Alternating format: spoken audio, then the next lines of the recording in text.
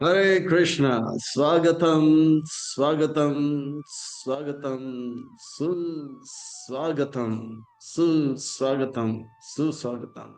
अंतर्राष्ट्रीय कृष्ण भावना भावित संघ इस काम की ओर से प्रस्तावित यह 18 दिन के भगवत श्रीमद् भगवत गीता सत्र के ये दूसरे दिन के सत्र में आए आप सब भक्तों का, धर्म प्रेमियों का, कथा प्रेमियों का, सत्संग प्रेमियों का, अतिथियों का, आजीवन सदस्यों का, श्रोताओं का, सोशल मीडिया के माध्यम से सुनने वाले श्रोताओं का भी, भविष्य में रिकॉर्डिंग के माध्यम से सुनने वाले श्रोताओं का भी हृदय के गहराई से प्रेम पूर्वक हार्दिक स्वागत करते हैं। आप सब श्री श्री राधा गिरिधारी जी के शुभकामनाएं स्वीकार करें, श्रील प्रभुपाद जी के कृपा प्राप्त करें। कहते हैं कि जब संसार के लोग हमें चुनते हैं तो हमें संसद में स्थान मिलता है, और जब भगवान हमें चुनते हैं तो हमें सत्संग में स्थान मिलता है। भक्तों, इसीलिए कहते हैं जो भगवान से करे प्यार वो सत्संग से कैसे करे इनकार। जो प्रभुपाद जी से करे प्यार वो सत्संग से कैसे करे इनकार। श्रीमद् भगवत गीता बड़ा पावन है, पवित्र है, मंगल है, शुभ है, दिव्य है, आध्यात्मिकता से लबालब भरा हुआ है, भक्ति से रचा पचा हुआ है, हम भक्तों के लिए हितकारक है, कल्याणकारक है, लाभदायक है। क्योंकि ये भगवत गीता, श्रीमद् भगवत गीता जो है भगवान का वाणी है। भगवत वाणी श्रीमद् भगवत गीता। श्रीमद् का अर्थ होता है सुंदर, भगवत का अर्थ होता है भगवान, गीत का होता है गीत। तो सुंदर भगवान का गीत है ये। भगवान का प्रेम स्नेह हम जीव के प्रति है। ये श्रीमद् भगवत गीता बड़ा पावन है, पवित्र है, मंगल है, शुभ है, दिव्य है। आइए इस भगवत गीता के दूसरे अध्याय के ओर प्रस्थान करते हैं। हम इस दूसरे अध्याय को और अच्छी तरह से आत्म संग्रह करने के लिए और समझने के लिए इसे जो है इस प्रकार से 5 भाग में विभाजित करेंगे। भाग 1 में देखेंगे कि अर्जुन अब भी परेशान है पर वो गुरु को धारण करते। ये अर्जुन के जीवन में जो है एक मोड़ आ जाता है। अब भारी हमारा है, हमारे जीवन में वो मोड़ कब आएगा। भाग 2 हम सांख्य योग, ज्ञान योग, भगवान बताएंगे कि हम कौन है। ठीक है। तो भगवान फिर आगे बताएंगे सकाम कर्म योग, हम फिर निष्काम कर्म योग और स्थित प्रज्ञ। तो ये बड़ा अद्भुत, विलक्षण में अलौकिक ये दूसरा अध्याय है। आइए इस अध्याय को और अच्छी तरह से समझने के लिए हम इसमें गोता लगाते हैं। भाग 1 में हम देखते हैं किस प्रकार से अर्जुन भगवान को नहीं समझने के कारण बहुत विचलित है। अर्जुन का हाल ऐसा हो गया, बाइबल में बताया जाता है कि एक प्रोडिगल चाइल्ड होता है, एक बच्चा होता है।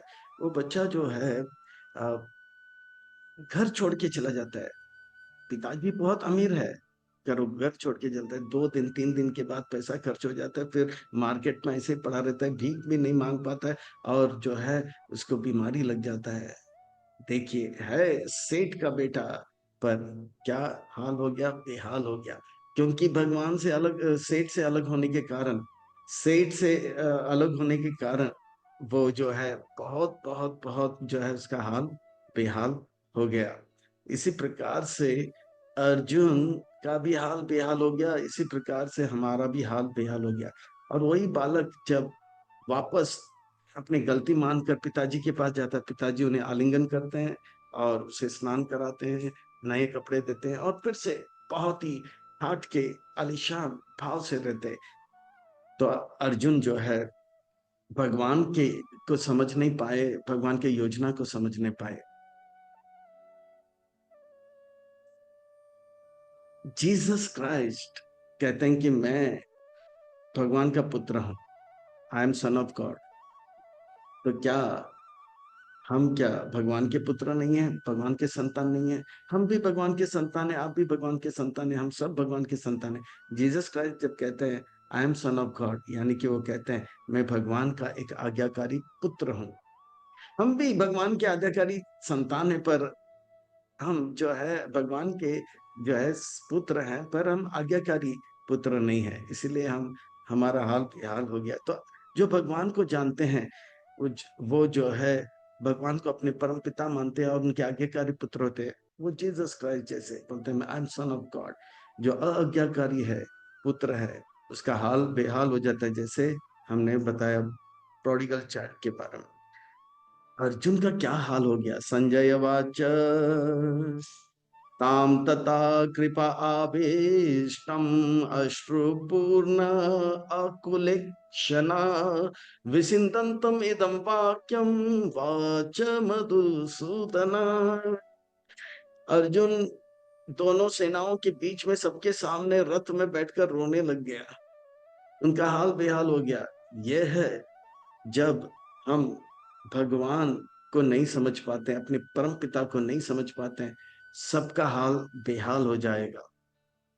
अब अर्जुन से भगवान क्या कहते हैं, मधुसूदन वाचक, मधुसूदन भगवान कुछ कहने वाले हैं। श्री भगवान वाचक, कृष्ण को श्री भगवान वाचक कहा गया है, अर्जुन को अर्जुन वाचक, धृतराष्ट्र को धृतराष्ट्र वाचक, संजय को संजय वाचक, पर कृष्ण को श्री भगवान वाचक, क्योंकि कृष्ण जो है भगवान है। श्री का अर्थ होता है सुंदर, भगवान का अर्थ होता है जो सबसे महत्वपूर्ण व्यक्तित्व है। भग का अर्थ होता है ऐश्वर्य, जो रूपवान है, बलवान है, ज्ञानवान है, यशस्वान है, धनवान है, वैराग्यवान है। ये 6 ऐश्वर्य जिसके पास होता है उसे कहते हैं भगवान। ऐश्वर्य स समग्र स वीर्य स यश श्री ज्ञान वैराग्य अस्तिक्यम षड्भग इति इंगम। हाँ, धनवान, रूपवान, बलवान, ज्ञानवान, यशस्वान, वैराग्यवान, ये सब कूट कूट के जिनके अंदर भरा हुआ है वही भगवान है। और कृष्ण भगवान है, सबसे महत्वपूर्ण व्यक्ति है। व्यास मुनि जब भी श्री भगवान वाचक कहते हैं तो उसका अर्थ होता है ध्यान से सुनना चाहिए। बहुत ही महत्वपूर्ण व्यक्ति कुछ महत्वपूर्ण बातें कर रहे हैं, हमारे हित के लिए कह रहे हैं, हमारे कल्याण के लिए कह रहे हैं, इसलिए इधर उधर की बातें छोड़कर एकटक होकर मन को, चित्त को लगाकर सुनना चाहिए। भगवान कह रहे आप मेरे पुत्र हो और आप इस प्रकार से रो क्यों रहे हो। कुटस्तु कस्मलम इदम विस्मय समुपास्थितम अनार्यजुस्तम स्वर्गम अकीर्ति कर्म अर्जुना। आप इस प्रकार से रो रहे हो जैसे कि आप एक भिखारी हो। अरे एक सेठ का बेटा नहीं, आप भगवान का बेटा हो, मेरे जैसे आपको खुश रहना चाहिए। कुटस्थ कस्मदमिदम, कहाँ से आपके पास ये विचार आ गया मैं मेरा और तू तेरा। आपको पता है कि मैं परमेश्वर हूँ, परम पिता हूँ और सब कुछ मेरा है, सबका मालिक एक भगवान सबका मालिक है। मैं भी आपका, और जितने भी, अर्जुन भी भगवान का है, दुर्योधन भी भगवान है, सब कुछ भगवान का है। तो फिर मैं मेरा और तू तेरा कहाँ से आ गया, ये कहाँ से आ गया ये गंदगी। क्यों इस प्रकार से मुझे भूल गए हो। जो भगवान को भूल जाता है, भगवान का योजना को भूल जाता है, वो भगवान जिस प्रकार के अपार अनंत सुख को अनुभव करता है वो अपार अनंत सुख पाएगा नहीं। आर्य का अर्थ होता है जो भगवान को जानता है, आर्य का अर्थ होता है वो भगवान जैसे सुख नहीं प्राप्त करेगा। ना तो स्वर्ग का जो सुख है वो भी नहीं प्राप्त करेगा, और तो और इस जगत में भी वो सुखी नहीं रहेगा। अकीर्ति च अर्जुन, जो भगवान को नहीं समझेंगे, भगवान के योजना को नहीं समझेंगे, वो भगवान के पुत्र होने के कारण भगवान जो संपत्ति सुख का अनुभव करता है वो अनुभव नहीं कर पाएगा, स्वर्ग का सुख भी अनुभव नहीं कर पाएगा, और जो है इस पृथ्वी लोक में भी दुखी रहेगा। तो इस प्रकार से भगवान उन्हें डांट रहे हैं कि बोलते कि क्यों ऐसे कर रहे हो। क्लेब्यम स्मगमा पात नैतत्त्वय उपाद्यते शूत्रम हृदय दौर्बल्यम त्यक्ता उत्तिष्ठ परम तपा। ये छोड़ दो मैं मेरा और तू तेरा, और जान लो दरबार में ऊपर वाले की देर है अंधेर नहीं। क्यों करता है तेरी तेरी, क्यों करता है मेरी मेरी, तेरी है ना मेरी है, सब कुछ भगवान श्री कृष्ण हरि की है। तो ये मैं मेरा और तू तेरा जैसा विचार क्यों लेके आ रहे हो। तक्त उत्तिष्ठ परम तपा, उठो, जानो कौन हो तुम, और तुम मेरे पुत्र हो, और युद्ध में शामिल हो जाए। अर्जुन कहता है नहीं कृष्ण, कृष्ण कथम भीष्म, अब अर्जुन कहने लगा, कथम भीष्म अहम सांख्ये द्रोणम च मधुसूदना ईशुभी प्रतियोत्स्यामि पूजा अर्ब अरिसूदना। हे कृष्ण, आप अरिसूदन हो, आप मधुसूदन हो, आप दुश्मनों को मारे, आप मधु नाम के राक्षस को मारे, पर आप अपने पितामह को नहीं मारे, आपने गुरु को नहीं मारे। ये गुरु को जो है पूजा अर्पण करना चाहिए, उनको पुष्प अर्पण करना चाहिए, ना कि तीर। मैंने सुना है गुरुन हत्वा ही महानुभावन श्रेव पुंता व्याख्याम अपिहा लोके हत्वा अर्थ कामम तु गुरुन इह इव पूजा इव भोगान रुधिर प्रादिग्धा। इस प्रकार से अर्जुन जो है पूरी तरह से उनका हाल बेहाल हो गया है। और अर्जुन कह रहा है कि मैं जो है राज्य नहीं चाहता हूँ, ना तो स्वर्ग चाहता हूँ, मैं तो अभी भीख मांगने जाऊंगा, भले वो जो है मुझे मारे। अर्जुन जो है इतना बड़ा सेठ नहीं, इतना बड़ा व्यक्तित्व का बेटा है, पर भगवान को नहीं समझने के कारण, भगवान की योजना को नहीं समझने के कारण, भगवान से अलग होने के कारण उनका हाल बेहाल हो गया। अभी कहता है कि मैं भीख मांगूंगा। अब देखिए अर्जुन परेशान क्यों है, क्योंकि भगवान का योजना है कि भगवान, अर्जुन रासलीला खेले तो अर्जुन को रासलीला खेलना चाहिए। अगर भगवान का योजना है कि अर्जुन जो है झाड़ू मारे, तो अर्जुन को झाड़ू मारना चाहिए। अगर भगवान का योजना है कि अर्जुन युद्ध करे तो युद्ध करे। पर अगर वो भगवान का योजना को नहीं समझता है और लड़ाई करने की जगह में रासलीला खेलेगा, तो नहीं चलेगा भाई। हाँ, अगर लड़ाई करने की जगह पे वो तलवार को लेके झाड़ू मारने ले, नहीं चलेगा। योजना को समझना चाहिए। तो इसी प्रकार से हम लोग भी जो है आज विचलित हैं, भगवान की योजना को समझ नहीं पा रहे हैं। हम बहुत कुछ कर रहे हैं, पर वो जो सुख है, अपार अनंत सुख, वो हमें मिल नहीं रहा है। तो इस प्रकार से ना चैताद विद्यम कर्तरम नागार्यो यद्वा जयम यदि वा न जयो यन्एवात्मना जिजीवी समा ते अवस्थिता प्रमुखे दात्रष्ट्राः। मैं अभी समझ नहीं पा रहा हूं कि मैं लड़ूं या नहीं लड़ूं, क्या मैं मारूं या मर जाऊं। अब देखिए वो इतना भी नहीं जान पा रहे, भगवान का योजना नहीं जानने के कारण वो पूरी तरह से हाल बेहाल हो गया।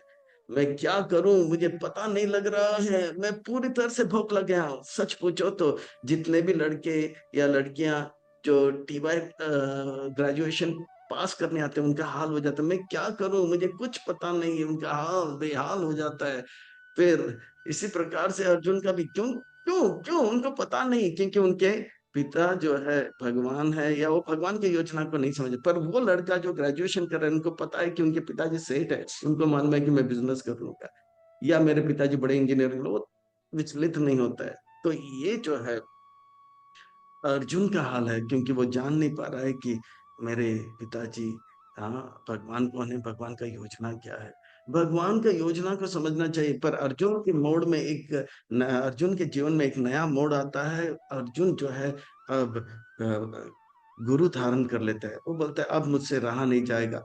कार्पण्य दोषोपता स्वभावा पृच्छामि त्वं धर्म समुढ़ चेतः यक्षेयशान् निशितान् पुरीतान् मे शिष्यस्ते हम साधिमां तां प्रपन्नम। अर्जुन अब गुरु धारण करने के लिए तैयार हो गया। भगवान का योजना क्या है मैं समझ नहीं पा रहा हूँ, मैं बहुत विचलित हुआ, मैंने क्या क्या किया, पर मैं सुखी नहीं हूं। तो गुरु धारण करना चाहिए, गुरु बताएंगे कि भगवान का योजना क्या है। हम लोग रोज सुबह गाते हैं, चक्षुदान दिलो जाए जन्मे जन्मे प्रभु सई दिव्य ज्ञान हृदय प्रकाशित प्रेम भक्ति वैते अविद्या विनाशयते वेद गायार चरित। गुरु का चरित्र वेद गाता है, और वो गुरु हमें आंखें देते हैं, जिससे कि हमें वो दिव्य ज्ञान मिलता है, कि हमें पता लगता है कि मैं कौन हूँ, मुझे क्या करना चाहिए, भगवान कौन है, कृष्ण कौन है। तो इस प्रकार से अर्जुन जो है कार्पण्य दोष बोला कि मेरे अंदर जो है कृपणता का दोष आ गया, मैं कंजूसी आ गया, मैं ये नहीं समझ रहा हूँ सब कुछ आपका है, पर मैं सोच रहा हूँ कुछ मेरा है कुछ उनका है। एक दोष लग गया है। अब मैं पूछ रहा हूँ मेरे लिए श्रेयस क्या है? श्रेय का अर्थ होता है वो कार्य जिससे परम सुख प्राप्त होता है, अपार सुख प्राप्त है, अनंत सुख प्राप्त होता है। अपार अनंत पढ़ने वाला सुख जिसमें रुकावट नहीं है, उस प्रकार का सुख को श्रेयस कहते हैं। मुझे वो चीज बताओ जो मुझे परम सुख देगा। मैं आपका शिष्य बनने के लिए तैयार हूँ, आप मुझे आज्ञा दीजिए। अब अर्जुन के जीवन में मोड़ आता है। फिर कृष्ण मुस्कुराते रहते हैं, कुछ बोलते नहीं। अर्जुन फिर परेशान हो जाते हैं, कुछ बोलो। बोलते हैं नहीं, नाही प्रपश्यामि मम पानु यदा यक्षोकाम अंचोन्सनम इंद्रियाणाम अवाप्य भूम असपातानाम हृदम राज्यम सुरानामपि अधिपतयम। हे कृष्ण, आप चुप मत रहो, कुछ तो बोलो, मुझे आज्ञा दो। मुझे अब दिव्य ज्ञान चाहिए, दिव्य ज्ञान। मैं राज्य प्राप्त करने से सुखी नहीं होऊंगा, ना तो स्वर्ग का राज्य भी प्राप्त होगा सुख नहीं, क्योंकि स्वर्ग और ये भौतिक जगत ये सब जो है असत है। ये सब जो है कुछ समय के लिए है, फिर ये चला जाएगा। मुझे अब चाहिए वो दिव्य ज्ञान, दिव्य ज्ञान। मुझे वो दिव्य ज्ञान ही संतुष्ट करेगा। कृष्ण मुझे दिव्य ज्ञान दीजिए।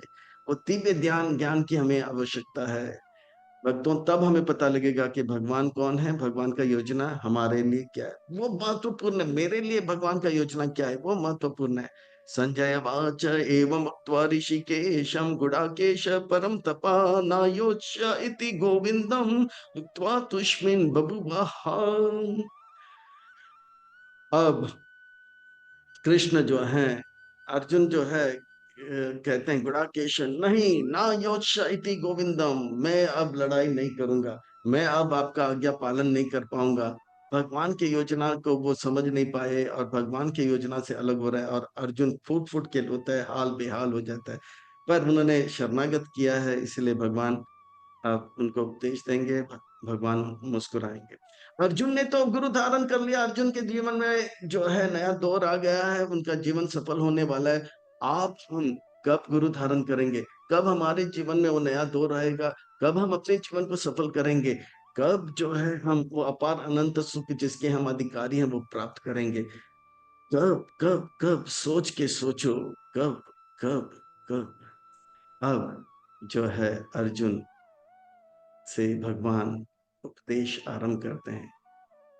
भगवान कहते हैं अर्जुन से कि आप मेरे पुत्र हो, आप your son of God. Shri भगवान वाच, वापस श्री भगवान। अब भगवान जो है मुस्कुराते हैं और अर्जुन जो है रो रहे हैं, यानी कि ये जो भगवत गीता का जो सुंदर दृश्य है, ये बहुत ही सारग्राह्य है। क्योंकि इसमें हमें ये दिखाया जाता है कि जो ज्ञानी है, वो जो सब कुछ जानता है, वो हमेशा प्रसन्न रहता है, और जो अज्ञानी है वो रोता रहता है। अर्जुन रो रहा है क्योंकि वो अज्ञानी है, और ज्ञानी जानता है जो भी भगवान करता है वो मेरे अच्छे के लिए करता है। जैसे वो मंत्री, वो जानता है कि वो जो भी करता है भगवान के लिए, भगवान हमारे अच्छे के लिए करता है। राजा का उंगली कट गया और सबने कहा अरे राजा क्या हो गया, बहुत बुरा हो गया। पर वो कहा जो भी होता है भगवान हमारे अच्छे के लिए करता है। राजा को आया गुस्सा, राजा ने जेल में डाल दिया। अच्छा अभी बोलो, जेल में जाना अच्छा है या बुरा है? तो बोला मैं जेल में गया, जो भी होता है अच्छे के लिए होता है, चलो भाई आप वहीं पे रहो। तो ये मंत्री हमेशा वही बोलता था, जो भी होता है अच्छे के लिए होता है। इसी प्रकार से जो भगवान का योजना को जान लेता है वो हमेशा प्रसन्न रहता है।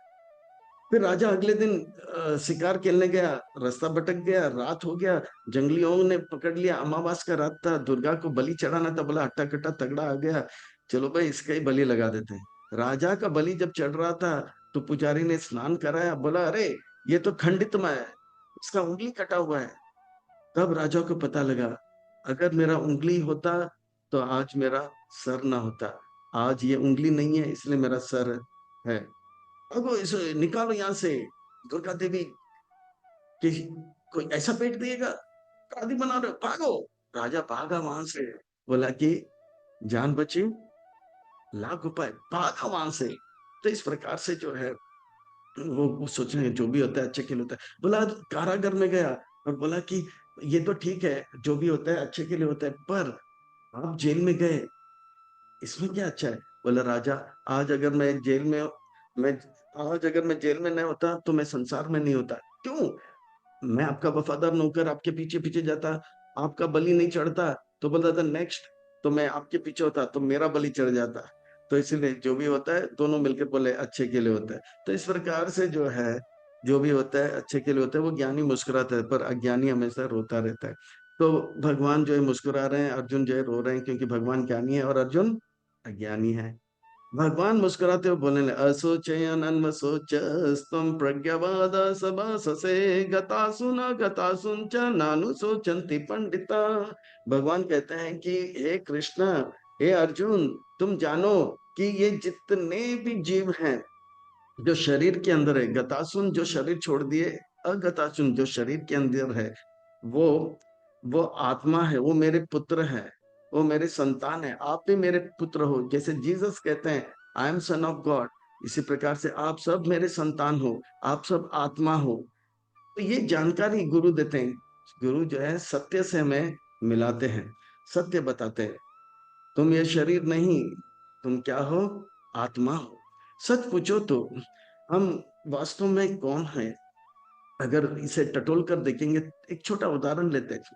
हम फुटबॉल खेलते हैं, है ना? फुटबॉल में कितने लोग खेलते हैं? 11 और 11, 22। फुटबॉल को इतना मारते हैं, इतना मारते हैं। फुटबॉल क्या बोलता है कि अरे मैं कल से प्लेग्राउंड में नहीं आऊंगी। और फुटबॉल तो आता है, पर फुटबॉल की जगह पे आपको रख दिया जाए, एक भी लात मारे तो बोले अरे बाप रे, कल से मैं प्लेग्राउंड में नहीं आऊंगा। फुटबॉल को अनुभव क्यों नहीं हो रहा है? क्योंकि हाँ, वो निर्जीव है। हमें अनुभव क्यों हो रहा है? क्योंकि जीवन देने वाला तत्व जो है हमारे अंदर, चेतना है, और वो चेतना जो है, जीवन देने वाला जो तत्व है, वो उससे आता है। हम लोग जीवित हैं। अच्छा, बात को आगे बढ़ाते हैं। हम कौन है? तो जिंदा व्यक्ति और मुर्दे में अंतर क्या है? मुर्दा व्यक्ति भी चल रहा था, फिर रहा था, हाँ या ना? कुछ समय पहले कुछ चल नहीं रहा है, फिर रहा है। क्यों? क्योंकि वो शरीर से गतासुन हो गया। गतासुन का अर्थ होता है वो जीवन देने वाला, चेतना देने वाला जो आत्मा है वो चला गया। इसीलिए वो जिंदा व्यक्ति अभी कुछ बोलेगा नहीं, कुछ सुनेगा नहीं, कुछ देखेगा नहीं, और उसको कितना भी लात मारो। तो जिंदा व्यक्ति और मुर्दे व्यक्ति में अंतर क्या है? जिंदा व्यक्ति में वो जीवन देने वाला तत्व है, और मुर्दा व्यक्ति में वो जीवन देने वाला तत्व नहीं है। तो ये जीवन देने वाला जो तत्व है वो वास्तव में आत्मा है, और वो आत्मा हम है, और वो आत्मा हम है। भगवान कह रहे हैं जो पंडित होता है वो जानता है कि आत्मा अमर है, गतासुन। अगर वो शरीर छोड़ दिया है तो वो दूसरा शरीर धारण करेगा, या अगतासुन शरीर में है तो आत्मा जो है अमर है। आप मेरे पुत्र हो। तो इस प्रकार से आपको चाहिए कि मुझे जानना चाहिए, असोचयन अन्वसोचस्तम। हम उस चीज के बारे में सोच रहे हैं जिसके बारे में सोचना चाहिए। पैसा पैसा पैसा पैसा पैसा पैसा पैसा। अरे भगवान ने कहा कि पैसे के बारे में सोचो। जिसके बारे में सोचना है, भगवान के बारे में सोचना है, तो हम उसके बारे में नहीं सोच रहे हैं। ये हमारी दुर्दशा है। अर्जुन से कह रहे हैं आपको चाहिए जो है, आपको चाहिए आत्मा के बारे में चिंता करो, परमात्मा के बारे में चिंता करो, ना कि शरीर के बारे में। तो अर्जुन पूछते हैं क्यों? तो कहते हैं कि पंडित जो होते हैं वो जानते हैं कि आत्मा जो है अमर है, और हमेशा से था। भीष्म पितामह हमेशा से था, द्रोणाचार्य हमेशा से था, और अर्जुन आप भी हमेशा से थे, और मैं भी हमेशा से था। ना तो एवं जातु नाशम ना तम ने जना दीपा ना चैव न भविष्यामा सर्वे अयम अतः परा। ये जितने भी लोग, सेना यहाँ पे थे, पहले भी थे, वो आत्मा थे, है और रहेंगे। मैं हमेशा से भगवान था, है और रहूंगा। ये शरीर बदलता है अर्जुन, पर आत्मा नहीं बदलता है। शरीर कैसे बदलता है कृष्ण? देहिनो अस्मिन् यथा देहे कौमारा यौवनम जरा तथा देहांतर प्राप्ति धीरस्तत्र न मुह्यते। देखिए अर्जुन, आप छोटा बच्चा था, फिर नौजवान बने, फिर बाद में आप यौवन बने, शादी हुए, बुढ़ापा के नजदीक आ गए हो, अब शरीर छोड़ना पड़ेगा। तो शरीर बदलता रहता है, पर शरीर के अंदर आत्मा जो है कभी बदलता नहीं है। आप शरीर के लिए कितना भी अरे मेहनत करो, शरीर एक दिन छूटेगा, शरीर एक दिन छूटेगा, शरीर एक दिन छूटेगा, पर आत्मा जो है वो कभी बदलता नहीं। आत्मा हमेशा से सत चित और आनंद था, आत्मा हमेशा से शाश्वत था और पूरा ज्ञान से पूर्ण था और आनंद से पूर्ण है। आप जो है आत्मा हो, हम आत्मा है, ये जानो। और जो व्यक्ति आज्ञाकारी पुत्र बनता है, जो व्यक्ति परम सुख प्राप्त करने में लगता है, जो जीसस क्राइस्ट जैसे आज्ञाकारी पुत्र बनता है, वो हर समय, हर स्थान, हर परिस्थिति में अपार आनंद सुख को प्राप्त करता है। वो सुख हो या दुख हो कभी विचलित नहीं होता है। वो जानता है कभी आ, कुछ चीज अनुकूल होगा तो कुछ चीज प्रतिकूल होगा, और वो जानता है सुख आएगा और जाएगा, दुख आएगा और जाएगा, पर मैं भगवान का पुत्र हूँ, भगवान को प्रसन्न करना मेरा कर्तव्य है, और हर प्रकार का कष्ट को सहन करने के लिए तैयार हो जाएगा। जैसे एक व्यक्ति, एक दृष्टांत देता हूँ, एक व्यक्ति लिफ्ट में जा रहा था, है ना, वो लिफ्ट में एक मोटा आदमी आ गया। वो मोटा आदमी 50वें मंजिल में उतर रहा था और इनको 100वें मंजिल में उतरना था। दे दनादन दे। हाँ, एक पहले मंजिल से लेके 50 में मोटा आदमी मार रहा था, वो पतले आदमी को मार रहा था। तीसरा एक व्यक्ति था, वो चुपचाप खड़ा था, वो डर गया था, कुछ बोल नहीं रहा था, कहीं बोल दे कुछ तो मोटा आदमी उसको ना मार दे। तो 50 मंजिल तक वो पतला आदमी कुछ नहीं बोला, ये मारे जा रहा था। कभी कभी जो है सर से मार रहा था, कभी पांव से मार रहा था, कभी हाथ से मार रहा था, कंधे से मार रहा था, कुछ नहीं बोला था। 50वीं मंजिल में मोटा आदमी चला गया। हाँ, पतला आदमी मुस्कुरा रहा था, पहले भी मुस्कुरा रहा था। तीसरा व्यक्ति बोला, अरे आपने क्रिया का प्रतिक्रिया क्यों नहीं किया? बोला, मैं मेरा लक्ष्य है कि मुझे जल्दी से जल्दी 100वें मंजिल में जाना है। अगर मैं क्रिया का प्रतिक्रिया करता तो हो सकता है मुझे बोलने के लिए दांत नहीं होता, और हो सकता है कि मैं 40वीं मंजिल में मुझे हॉस्पिटल जाना होता है। अभी कम से कम मैंने क्रिया का प्रतिक्रिया किया, तो क्रिया का प्रतिक्रिया किया तो क्रिया का प्रतिक्रिया किया तो जो है क्रिया का प्रतिक्रिया किया तो नहीं किया तो कम से कम मैं 100वें मंजिल में जागा। अगर मैं क्रिया का प्रतिक्रिया करता, क्यों ऐसा कर रहे हो, तो मेरा दांत टूट जाता और मैं हॉस्पिटल में होता। तो इसी प्रकार से जो ज्ञानी व्यक्ति होता है वो जानता है मुझे 100 साल का जीवन है, मुझे भगवान के धाम जाना है, भगवान के पास वापस जाना है, हर कुछ सहन कर लेता है और वो अपने कर्तव्य में लगा रहता है। याम ही ना, इस प्रकार से जो आज्ञाकारी पुत्र होता है, याम ही न व्यतायांति एते पुरुषां पुरुष ऋषभ सम सुख दुखम धीरम सोम अमृतत्वे कल्पते। जो आज्ञाकारी पुत्र होता है, हे अर्जुन, वो हर प्रकार के कष्ट को सहन कर लेता है, या हर प्रकार के सुख को भी सहन कर लेता है, अपने कर्तव्य पे लगता रहता है। ऐसे पुत्र जो है, ऐसे पुत्र जो है, हम जीते जी भी अमृत तत्व को प्राप्त कर सकता है, जीते जी भी अमृत तत्व को प्राप्त कर सकता है। तो आप उस प्रकार के आज्ञाकारी पुत्र बनो। आप शरीर नहीं हो, आप क्या हो? आत्मा। और भीष्म पितामह भी शरीर नहीं, आत्मा है। और ये आत्मा के बारे में और आगे कहते हुए कहते हैं, ना सतो विद्यते भाव, ना भाव विद्यते सत, उभयोरपि दृष्टो अंतस ते अन्य तत्वदर्शिपी। जो आज्ञाकारी पुत्र होता है वो जानता है शरीर के कितने भी हम ध्यान रखें, शरीर एक दिन छूटेगा, पर आत्मा का हम जितना कल्याण करेंगे उतना हम अपार सुख को अनुभव करेंगे। तो इस प्रकार से जो है आत्मा के बारे में कहते हैं, अविनाशी तू अर्जुन, शरीर नहीं हो, आप मेरे पुत्र हो, मेरे जैसे आप अविनाशी हो। अविनाशी तू तद विधि ना सर्वम इदम ततम। विनाशम अव्ययस्य न कश्चित् कर्तुम अर्हति। हे अर्जुन, आप मेरे जैसे अविनाशी हो। आप जो है मेरे जैसे अविनाशी हो। आप जो है ये विनाशी शरीर नहीं हो। आप ये विनाश शरीर नहीं हो। इस आप जो है शाश्वत हो। आप जो है शाश्वत हो। इसलिए आप जो है शोक मत करो। इसलिए आप शोक मत करो। इसलिए आप शोक मत करो। इसलिए आप शोक मत करो। इसलिए आप शोक मत करो। इस प्रकार से कह रहे हैं कि आप आत्मा हो। अंतवत इमे देहा नित्य सुक्त शरीर अनासीनो अप्रम अस्य तस्माद्युत यश्व भारत।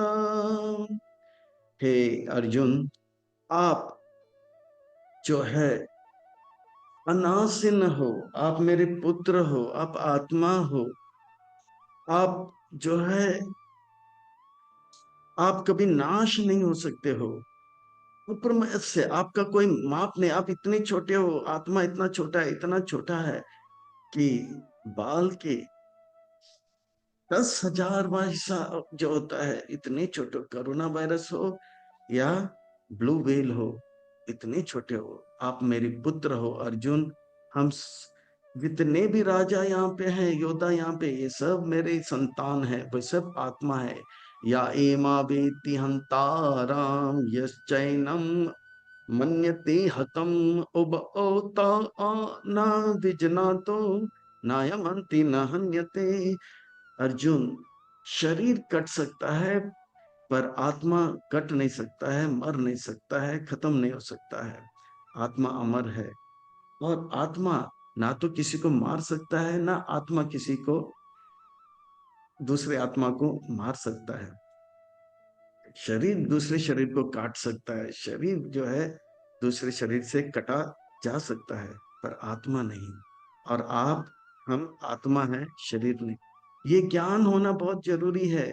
आज हमको ये ज्ञान अगर होता कि मैं आत्मा हूं, मैं भगवान का पुत्र हूं, तो हम सब कहते हैं कि हम सब जो है आत्मा है, भगवान के संतान है। मैं हिंदू नहीं, मैं भगवान का पुत्र हूँ। मैं मुस्लिम नहीं, मैं भगवान का पुत्र हूँ। मैं क्रिश्चियन नहीं, मैं भगवान का पुत्र हूँ। मैं रशियन नहीं, मैं भगवान का पुत्र हूँ। मैं यूक्रेनियन नहीं, मैं भगवान का पुत्र हूँ। मैं पैलेस्टीन नहीं हूँ, मैं भगवान का पुत्र हूँ। मैं इजरायली नहीं हूँ, मैं भगवान का पुत्र हूँ। मैं ईरानियन नहीं, मैं भगवान का पुत्र हूँ। मैं पाकिस्तानी नहीं, मैं भगवान का पुत्र हूँ। आज इतना लड़ाई झगड़ा इसलिए हो रहा है क्योंकि हमको ये ज्ञान नहीं कि हम भगवान के पुत्र हैं। हम सब अज्ञान में हैं। तो ना जायते म्रियते वा कदाचिन्नायं भूत्वा भवित्वा न भूयो अजो नित्य शाश्वत अयं पुराणो न हन्यते हन्यमाने शरीरे। हे कृष्ण, कृष्ण कह रहे हैं अर्जुन, जानो कि आप मेरे पुत्र हो। आप मेरे जैसे, ना तो आपका जन्म है ना तो मृत्यु है। ना तो भविष्य में ऐसा था कि आपका जन्म हुआ या मृत्यु हुआ, ना जो है भूतकाल में ऐसा था कि आपका जन्म और मृत्यु हुआ। आप अजन्मा हो मेरे जैसे, आप नित्य हो मेरे जैसे, आप शाश्वत हो मेरे जैसे। इसी प्रकार से आप अगर मुझे जानोगे, आप अपार अनंत सुख मेरे जैसे प्राप्त करोगे। शरीर का नाश हो सकता है पर आत्मा का नहीं अर्जुन। वेदा विनाशिना नित्यम या एनम अजम अव्ययम कथम सा पुरुष पात काम गता यत हांति काम। आप शरीर को नाश कर सकते हो पर आत्मा जो है वो कभी जो है मरता नहीं है। व्यय का अर्थ होता है वो कभी घटता। व्यय का अर्थ होता है घटना। आत्मा अव्यय है, घटता नहीं है। वो हमेशा से सच्चित आनंद था और हमेशा से सच्चित आनंद रहेगा। और भूतकाल में भी सच्चिदानंद था। आत्मा जो है, हम जो है जन्म लेते हैं तो नया शरीर लेते हैं। और शरीर जब पुराना हो जाता है तो आत्मा वो शरीर छोड़ देता है, उसे मृत्यु कहते हैं। जैसे हम नए कपड़े धारण करते हैं, पुराना कपड़ा फेंक कर नया कपड़ा धारण करते हैं, इसी प्रकार से वासांसि जीर्णानि यथा विहाय नवानि गृह्णानि नरोपराणि तथा शरीरानि विहाय जीर्णानि अन्यानि संयाति नवानि देहि। कितना अच्छा लगता है जब बर्थडे होता है, नया कपड़ा लेता है। इसी प्रकार से जब शरीर पुराना हो जाता है तो नया शरीर धारण कर लेना चाहिए। आप नया शरीर धारण करो। भीष्म पितामह को नया शरीर दे दो, उनका शरीर पुराना हो गया है। भीष्म पितामह आत्मा है, आप चिंता मत करो, आत्मा को काटा नहीं जा सकता। नैनम चिंदन्ति शस्त्राणि नैनम दाति पावका न चैनम क्लेदन्ते अपो न शोषति मारुता। ये आत्मा को जो है किसी आपके शस्त्र से काटा नहीं जा सकता है, जलाया नहीं जा सकता है, सुखाया नहीं जा सकता है, भिगाया नहीं जा सकता है। अर्जुन, आप युद्ध करो। हाँ, अच्छेद, मुझे प्रसन्न करने के लिए युद्ध करो। अच्छेद अयम अदाह अयम अक्लेदयम अशोष एव च नित्य सर्वगत स्थानुर अचलो अयम सनातना। अर्जुन, जानो कि आप सनातन हो, मेरे जैसे सनातन अचल हो। आप हमेशा से सचित सत और चित और आनंदमय थे, और सत्य चित आनंद ही रहोगे, अचल रहोगे। आप जो है सर्वगत, पानी में आत्मा पानी में भी रह सकता है, पृथ्वी में भी रह सकता है, अग्नि में भी रह सकता है, सूर्य में भी रह सकता है, बर्फ में भी रह सकता है। आत्मा सर्वगत में रहता है। तो इस प्रकार से आप जानो कि आप मेरे पुत्र, अव्यक्त अयम अचिंत अयम अविकार अयम उच्यते तस्माद् एवं विदित एनाम नानु शोचन्ति अर्हसि। अव्यक्त, ये शरीर आत्मा जो है दिखता नहीं है, इसके बारे में हम जितना सोचेंगे ये हमारी चिंता के परे है। ये आत्मा को बदला नहीं जा सकता है। ये आत्मा दिखता नहीं है इन आंखों से। नहीं तो एक्सरे ले लो, सेल्फी ले लो, आप आत्मा को देख नहीं सकते हो, पर आत्मा को अनुभव कर सकते हो। जिंदा व्यक्ति के अंदर आत्मा है, मुर्दा व्यक्ति के अंदर आत्मा नहीं है। अतः चयन नित्य जातम नित्यम पामना यस ऐसे मृत्युम तथापि तम महाभावो नैनम सोचति अर्हसि। ठीक है, भगवान कह रहे हैं अर्जुन से कि शरीर और आत्मा है। मान लो आत्मा का भी जन्म होता है, ऐसे ही मजाक में, तो भी आत्मा का मृत्यु भी हो रहा है। तो मान लो भीष्म पितामह का जन्म हुआ है, उसे मृत्यु होना ही है। तो आप अगर मेरी प्रसन्नता के लिए कार्य करोगे, श्रेय प्राप्त करोगे। जात ही ध्रुव मृत्यु ध्रुवम जन्म मृत्युस्य तस्माद् अपरिहार्यते न तुम सोचति अर्हसि। जिसका जन्म है उसका मृत्यु निश्चित है, जिसका मृत्यु हुआ उसका जन्म निश्चित है। जब शरीर में आत्मा आता है तो शरीर बढ़ने लग जाता है, फिर कुछ समय के लिए रहता है, फिर शरीर घटने लग जाता है, आत्मा शरीर छोड़ लेता है। तो इसी प्रकार से आत्मा कुछ समय के लिए शरीर में रहता है, उसको जिंदा व्यक्ति कहते हैं। फिर आत्मा शरीर छोड़ देता है, उसे मुर्दा व्यक्ति कहते हैं। इस प्रकार से आश्चर्यवत् पश्यत कश्चित् एनम आशर्वत् वदति तएव च अन्य आश्चर्यवत् चैनम अन्य शृणोति श्रुतापि न वेदा न चैव कश्चित्। इस प्रकार से आत्मा इतना अद्भुत है। ये छोटा सा आत्मा जो है कोरोना वायरस के अंदर भी है, और ब्लू व्हेल हाथी के अंदर भी है, वही है। ब्लू व्हेल हाथी को भी लाता है तो आश्चर्यचकित हो जाते हैं। पर ये आत्मा को कोई देख नहीं सकता है। इतना देखने और सुनने के बाद भी आत्मा के बारे में कोई समझ पाता नहीं। अर्जुन, जानो कि आप आत्मा हो। आत्मा बदलेगा नहीं। शरीर के लिए आप कुछ भी करो, शरीर बदलेगा। इसलिए देहि नित्यम अवत अयम देहे सर्वस्व भारत तस्मात् सर्वाणि भूतानि न तुम सोचति अर्हसि। आप शरीर के बारे में सोचो मत, आत्मा के बारे में सोचो। आप अगर मुझे प्रसन्न करने के लिए युद्ध करोगे तो भीष्म पितामह का जो है कल्याण होगा, आपका भी कल्याण होगा। शरीर नश्वर है, आत्मा अमर है। आप मेरे पुत्र हो। ये जितने भी जीव है वो सब मेरे पुत्र हो। आप मेरे आज्ञाकारी पुत्र बनो, आज्ञाकारी पुत्र बनो। अगर आप मेरे आज्ञाकारी पुत्र बनोगे तो अपार अनंत सुख प्राप्त करोगे, और अगर आप मेरे आज्ञाकारी पुत्र बनोगे तो थोड़ा सा सुख और बहुत ज्यादा दुख मिलेगा। तो इसका वर्णन आता है। ठीक है, हम सबको सुख चाहिए, तो हम लोग धार्मिक जीवन जीते हैं तो थोड़ा सुख मिलता है, पर अपार सुख चाहिए, अनंत सुख चाहिए जिसके हम अधिकारी है, तो आध्यात्मिक जीवन व्यापन करना है। से लेके अंत तक धार्मिक जीवन और आध्यात्मिक जीवन के ऊपर भगवान बात करेंगे। आप मेरे पुत्र हो, अपार सुख प्राप्त करो, आध्यात्मिक जीवन में आओ। फिर भी अगर आप धर्म वेदों के बात को स्वीकार करोगे, धर्म का मार्ग में जाओगे तो थोड़ा सा सुख मिलेगा। आप क्षत्रिय हो, वेद कहता है कि क्षत्रिय लड़ाई करेगा तो राज्य मिलेगा, और लड़ाई में मरेगा तो स्वर्ग मिलेगा। पर स्वर्ग का सुख भी सीमित है और राज्य का सुख भी सीमित है ना। तो ये धार्मिक जीवन से हमें सीमित सुख मिलता है, पर असीमित सुख चाहिए थे अर्जुना, मेरे पुत्र बनो, आज्ञाकारी पुत्र बनो, और आध्यात्मिक जीवन यापन करो।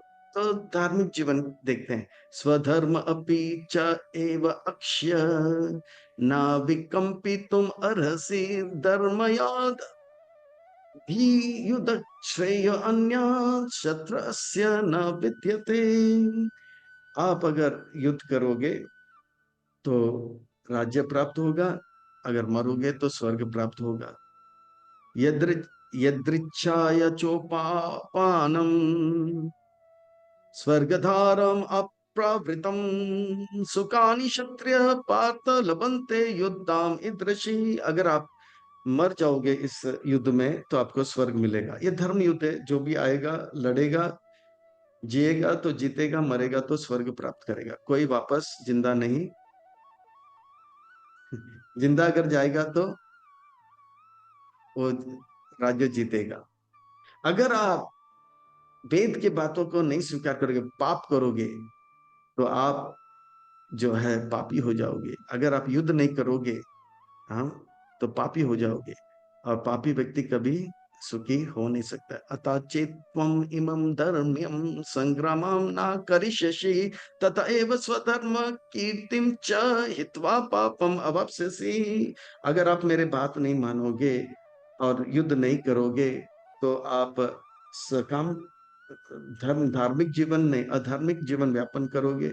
अधर्म से कोई सुख प्राप्त नहीं कर सकता, वो सीमित सुख भी आपको नहीं मिलेगा। चाहे रावण हो या हिरण्यकशिपु हो या दाऊद हो या वो जो है इस क्या बोलते हैं, हाँ? ओसा बिन लाडिन हो, अगर वो सुखी है तो हो सकता है कभी ना कभी वो धर्म का कार्य किया होगा। रावण ने बहुत तपस्या किया है, वो धर्म, तो थोड़ा बहुत सुख मिलेगा।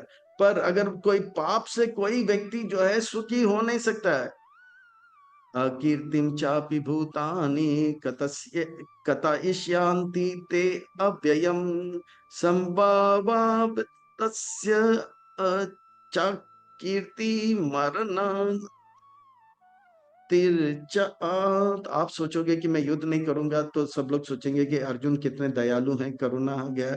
नहीं, लोग बोलेंगे अर्जुन डरपोक है, भाग गया, और आपका अपयश फैलेगा। और एक योद्धा के लिए अपयश मृत्यु से भी भयावह है। भयावद्रनादुपारतम माम स्यांति ताम महारता येषां च त्वं बहुमतो भूत्वा यशशीला भवान्। और इस प्रकार से वो आप सहन नहीं कर पाओगे। भीष्म पिता, द्रोणाचार्य, दुर्योधन, कर्ण, ये सब आपका मजाक उड़ाएंगे। अवाच बातम च बाहुन वदिष्यन्ति तव तह निंदन्त तव सम अर्तायम ततो दुःखतरम नो क्यों। आप मेरे आज्ञा नहीं पालन करोगे तो आप जो है बहुत ही दुखी हो जाओगे। कर्ण, दुर्योधन, सब आपका मजाक उड़ाएंगे और आप जो है अ, मरने आप जीने लायक नहीं रहोगे। पर अगर आप धर्म के मार्ग में चलोगे, अगर आप जीतोगे, अगर आप मरोगे तो स्वर्ग मिलेगा, जीतोगे तो राज्य मिलेगा। हत्वा प्राप्स्यसि स्वर्गम जित्वा वा भुङ्क्षसे महिम, तस्मात् उत्तिष्ठ कौन्तेय युद्धय कीर्ते निश्चया। पर ये जो है सीमित सुख मिलेगा अर्जुन। पर अगर अर्जुन आपको असीमित सुख चाहिए तो आप जान लो कि आप मेरे पुत्र हो। जैसे जीसस कहता है, आई एम सन ऑफ, यानी कि Jesus is a obedient son of God, यानी कि आज्ञाकारी पुत्र है। आप मेरे आज्ञाकारी पुत्र बनो। आप जो है अपार अनंत सुख प्राप्त करना चाहते हो तो धार्मिक कार्य नहीं, आध्यात्मिक कार्य करो। धार्मिक कार्य से थोड़ा बहुत सुख मिलेगा, अधार्मिक कार्य से, अधर्म से पाप होगा, अधर्म से पाप होगा, पाप से दुख मिलेगा, धर्म से थोड़ा सुख मिलेगा, और आध्यात्मिक कार्य से अपार अनंत सुख मिलेगा। आध्यात्मिक कार्य को निष्काम कर्म योग, बुद्धि योग कहा जाएगा अब से लेके इस अध्याय के अंत तक। तो आइए, वो सुख जो हमें चाहिए, अपार अनंत सुख, अनलिमिटेड एवर इंक्रीजिंग हैप्पीनेस, जो हर किसी का जो है सेल्फ इंटरेस्ट है, मुझे वो सुख चाहिए। तो हमें भगवान को प्रसन्न करने के लिए सब कुछ सहन कर लेना चाहिए। जैसे वो पतला आदमी लिफ्ट में जा रहा था तो उसको धक्का मारा था मोटा आदमी, फिर भी क्या बोल रहा था?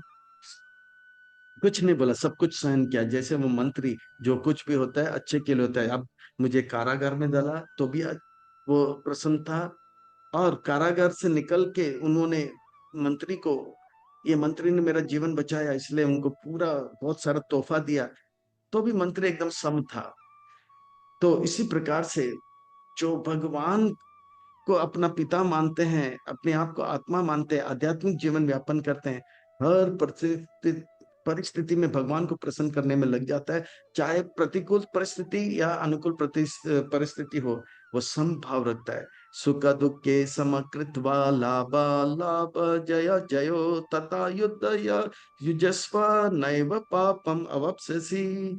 इस प्रकार से वो मंत्री जब सब कुछ ठीक था तो भी भगवान का सेवा में लगा था, जब उसको कारागार में डाला था वहां पे भी वो मंगल आरती कर रहा था, और जब उनको बहुत सारे पुरस्कार दिया गया था तो भी वो मंगल आरती रोज कर रहा था, और जब उनसे सब कुछ छीन लिया था, मुझे बोल रहा है कि मेरा उंगली कटा अच्छा हुआ, तो भी वो मंगल आरती रोज कर रहा था। जय हुआ अजय हुआ, हर परिस्थिति में वो भगवान को प्रसन्न करने में लग जाता है। ऐसे मेरे पुत्र जो है मेरे आज्ञाकारी पुत्र होते हैं, और ऐसे आज्ञाकारी पुत्र जो है वो हमेशा प्रसन्न रहता है। ऐशा ते अभिहिता सांख्य, इस प्रकार का जीवन को आध्यात्मिक जीवन को तो कहते हैं।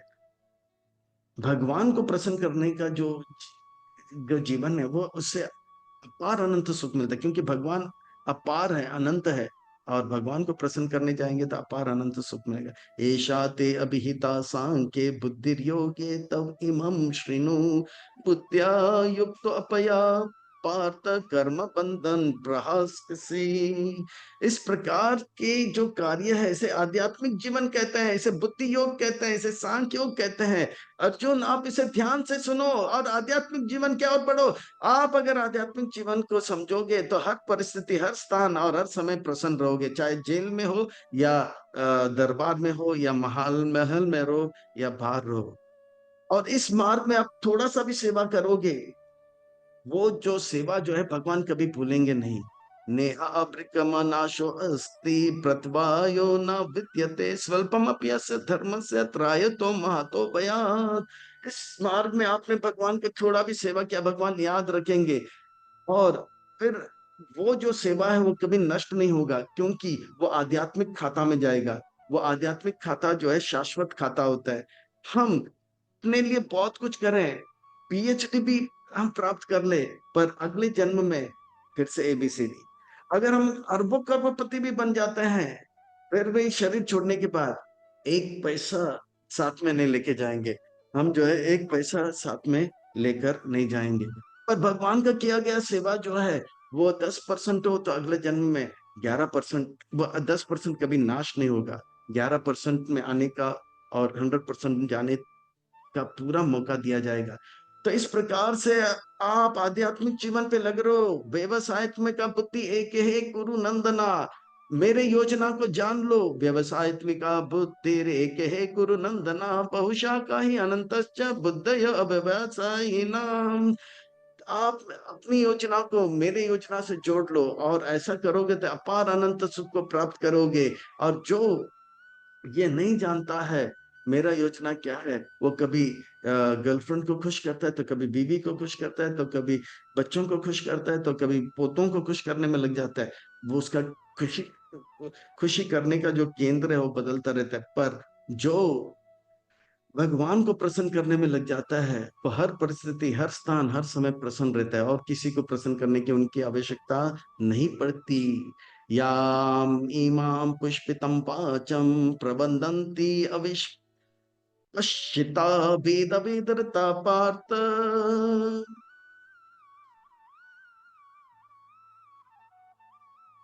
नान्यदस्ति वादिनां कामत्तात्म स्वर्ग पार जन्म कर्म फल प्रद क्रिया विशेष बहुलां भोगैश्वर्य गतिम प्रति।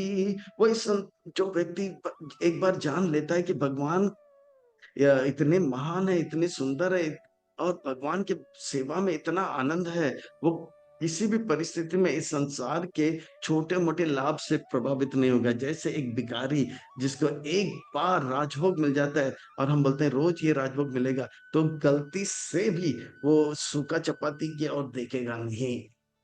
इसी प्रकार से जो भगवान को एक बार जान लेता है, भगवान की भक्ति का आनंद लेता है, वो गलती से भी जो है स्वर्ग का सुख या संसार का राज्य की ओर फंसता नहीं। और जो भगवान को नहीं जानता है, भोग ऐश्वर्य प्रसक्ता नाम त्यापहरत चेतसाम व्यवसायत्मिका बुद्धि समादो न विद्यते, वो रावण के जैसे भोग में लगा रहता है, और पैसा स्त्री में लगा रहता है, उसका बुद्धि नाश हो जाता है, और वो कभी भगवान को समझ नहीं पाएगा, और कभी वो अपार अनंत सुख को प्राप्त नहीं करेगा, अपार अनंत सुख को प्राप्त नहीं करेगा।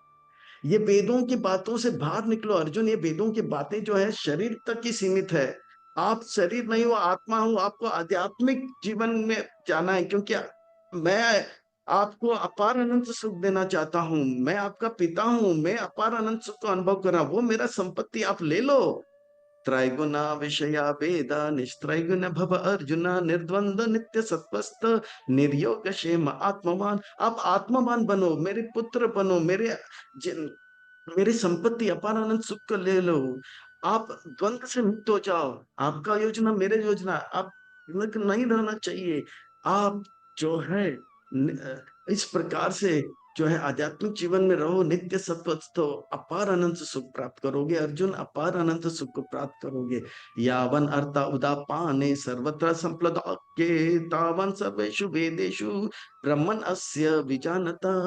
एक बार आध्यात्मिक सुख प्राप्त करोगे अर्जुन, स्वर्ग का सुख अपने आप उसके अंदर है, ब्रह्मलोक का सुख इसमें अंदर है, सेठ का सुख सब कुछ उसके अंदर आ जाता है, अलग से वो सुख अनुभव करने की जरूरत नहीं। जैसे एक सुपर मॉल है, उसमें आपको कपड़े भी मिल जाएंगे, सब्जी भी मिल जाएंगे, आपको तरकारी भी मिल जाएगा, आपको फल भी मिल जाएगा। आप दूसरे जगह अगर सुपर मार्केट में नहीं जाओगे, तरकारी के लिए अलग जगह पे, फल के लिए अलग दुकान पे, इस प्रकार से अलग अलग चीज के लिए अलग दुकान में जाना पड़ेगा। तो इसी प्रकार से भगवान के पास आओगे तो आपको हर प्रकार का सुख मिल जाएगा, और अपार अनंत सुख मिल जाएगा। इसलिए आध्यात्मिक जीवन की ओर आगे बढ़ो, धार्मिक जीवन को, अधार्मिक जीवन को छोड़ दो, आध्यात्मिक जीवन की ओर आओ, अपार अनंत सुख को प्राप्त करो, अपार अनंत सुख को प्राप्त। तो इस प्रकार से अपार अनंत सुख प्राप्त करने का, आप मेरे पुत्र हो, मेरा सेवा करने का आपको अधिकार है। कर्मान एव अधिकारस्ते माँ फलेषु कदाचना, माँ कर्म फलो हेतु माते संग कर्मणानि। इस प्रकार से आप जो है मेरे पुत्र हो, आपको मेरा सेवा करने का पूरा अधिकार है। आप जो है सेवा मेरा करोगे तो चिंता मत करो कि इसके बदले में क्या मिलेगा। अरे आप एक मेरा सेवा कर रहे हो, मैं कोई छोटा मोटा व्यक्ति नहीं हूँ। मैं कोई लखपति नहीं हूँ, करोड़पति नहीं हूँ, अरबोपति नहीं हूँ, मैं तो साक्षात लक्ष्मीपति हूँ। आप मेरा सेवा करोगे तो मैं आपको आध्यात्मिक जगत में जो है एक आलीशान अद्भुत विलक्षण में महल दूंगा। पर मेरा सेवा करने के बाद अगर कहोगे कि one room kitchen Mira Road में चाहिए, तो मैं बोलूंगा कि अरे अरे अरे क्या मांगा तूने। हाँ, क्योंकि आप सीमित हो। हाँ, आप सच्चिदानंद हो और मैं आप अनु हो, मैं सच्चिदानंद विक्रम विभु हूँ, मेरा विचार अनंत है। आपने मेरा सेवा किया तो मैं आपको बहुत कुछ दूंगा। आप मांगोगे भी तो क्या मांगोगे, छोटा सा मांगोगे चीज। इसलिए कर्माण्य कर्म करो, पर फल का चिंता मत करो। अच्छा, फल का चिंता मत करो तो कर्म ही नहीं करोगे? नहीं, कर्म करते रहो। कर्म किए बगैर कोई भी रह नहीं सकता है, क्योंकि आत्मा का स्वभाव है सेवा करने का। आप मेरा सेवा करो, इसका अधिकार है। इस प्रकार से मेरे सेवा में लगे रहोगे अर्जुन, तो आप अपार अनंत सुख को प्राप्त करेंगे। योगस्थ कुरु कर्माणि संगम त्यक्ता धनंजय सिद्धि असिद्धि समभूत्वा समात्मम योग उच्यते। इसको कहते हैं योग। आत्मा जब परमात्मा से मिलता है, जीव जब भगवान से मिल जाता है, तो उसको कहते हैं योग। और जब आप मेरे से मिल जाओगे तो आप जीते जी अपार अनंत सुख को प्राप्त करोगे। देह त्यागने के बाद आप मेरे धाम को प्राप्त करोगे। इसलिए इस प्रकार का सुख को प्राप्त करने के लिए जो कुछ भी गलत है उसे त्याग दो, जो कुछ भी प्रतिकूल है उसे त्याग दो। दूरे ना ही आवरान कर्मा बुद्धि योग धनंजया बुद्धो शरणम अन्विच्छा कृपा फल है तबा।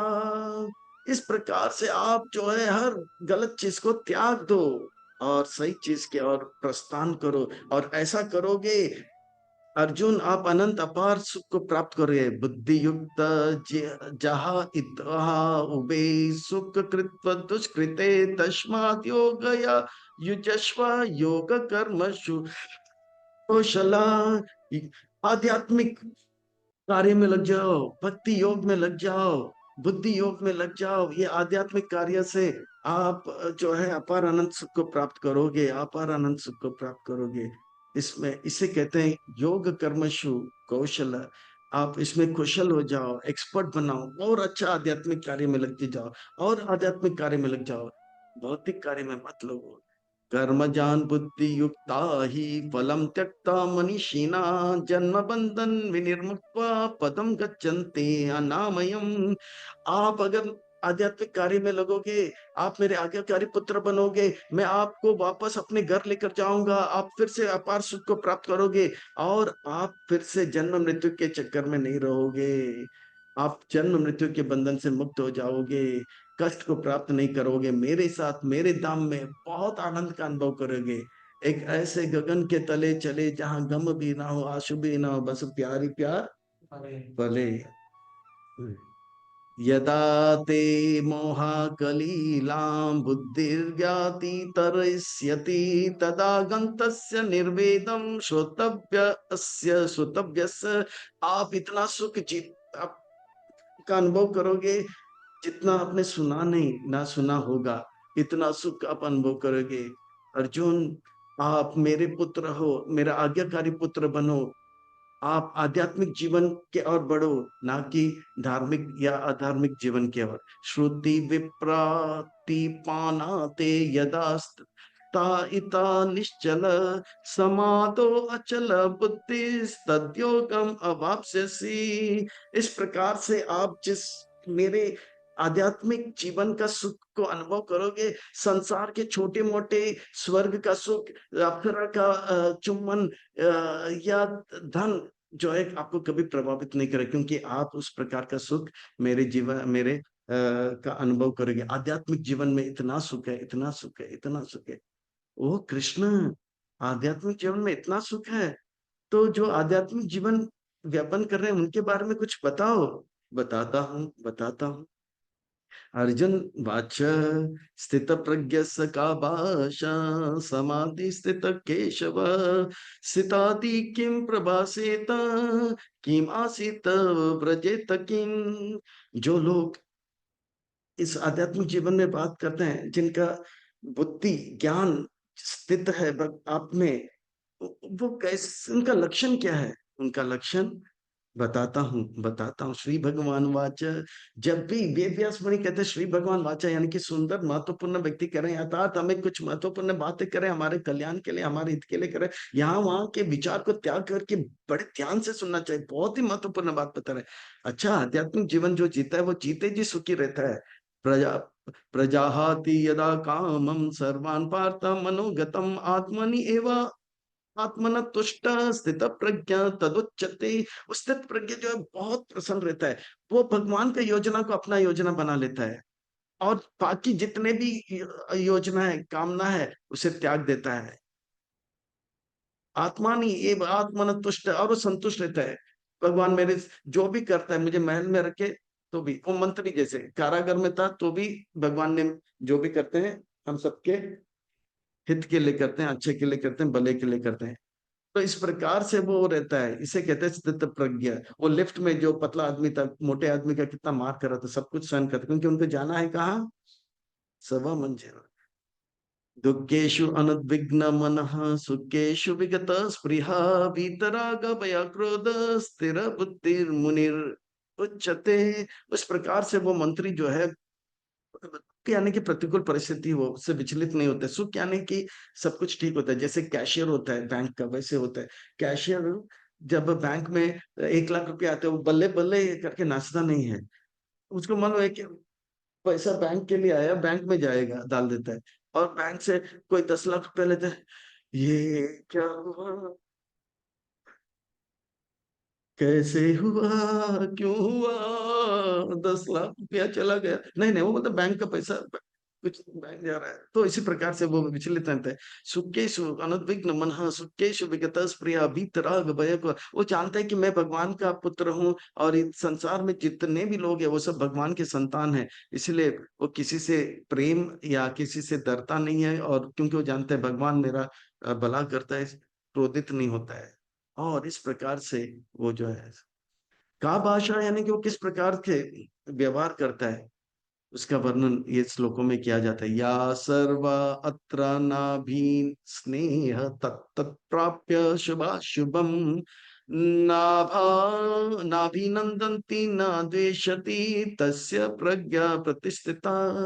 अगर उनको रासलीला खेलने के लिए बोलो, भगवान को प्रसन्न करने के लिए वो रासलीला खेलने लग जाए। अगर कुरुक्षेत्र लीला करने के लिए बोलो तो कुरुक्षेत्र में तलवार धनुष लेके खड़ा हो जाएगा भगवान को प्रसन्न करने के लिए। वो ये नहीं कहेगा कि युद्ध करना जो है अशुभ है, नहीं, वो जानता है ये भगवान का प्रसन्न करने के लिए। जैसे एक एक सिपाही होता है, वो जो है गोली से भूंद देता है दुश्मनों को, पर गोली से भूनता है जब, तो सरकार उसे जेल में नहीं डालता है। वो अशुभ नहीं है, वो गलत नहीं है, क्योंकि अधिकार मिला है उसे। डॉक्टर जब चाकू लेके पेट फाड़ देता है तो जेल में नहीं जाता है, क्योंकि उसका अधिकार है, वो अशुभ नहीं है, क्योंकि अधिकार मिला है। इसी प्रकार से जब भगवान को प्रसन्न करने के लिए अर्जुन युद्ध करेगा, शुभ अशुभ नहीं है, वो जो है दिव्य माना जाता है। ठीक है। वो इस प्रकार से मेरे भक्त जो है भगवान को प्रसन्न करने के लिए, भगवान के भक्त झाड़ू मारेंगे, या तो युद्ध करेंगे, रासलीला खेलेंगे, या ग्रंथ वितरण करेंगे, या मंदिर निर्माण करेंगे, पर भगवान को प्रसन्न करने के लिए करेंगे, अपने लिए बिल्कुल नहीं। जैसे वो सिपाही गांव जाता है, और उनके पत्नी को किसी ने छेड़ दिया तो गोली से भून दिया तो जेल गया, पर क्योंकि वो अपने लिए किया था। पर भगवान के भक्त जो है हमेशा भगवान को प्रसन्न करने के लिए कार्य करता है, इसलिए वो कोई कर्म बंधन में नहीं फंसता। यदा ही संहारते चायम कुर्म अन्न अन्न अगान इव सर्व इंद्रियाणि इंद्रियाणि अर्थेभ्य तस्य प्रज्ञा प्रतिष्ठिता। वो कैसे बैठता है, यानी कि अपने आप को बचा के कैसे रखता है। वो साधक जो है वो जानता है मेरा मन जो है भगवान में अभी लगा है, अभी लगा है, अभी लगा है, पर इस मन को संभाल के रखूंगा। एक अच्छा उदाहरण दे, भागवत में आता है, कहते हैं कि एक शिकारी होते हैं ना, आप जानते हैं ना, हंटर। शिकारी जब शिकार करता है ना, तो उनके खरगोश मिल जाए या हिरन मिल जाए, तो वो उसे, या पंछी मिल जाए, तो अपने जाल में लेके जब जाता है तो वो जाल को कस के पकड़ता है।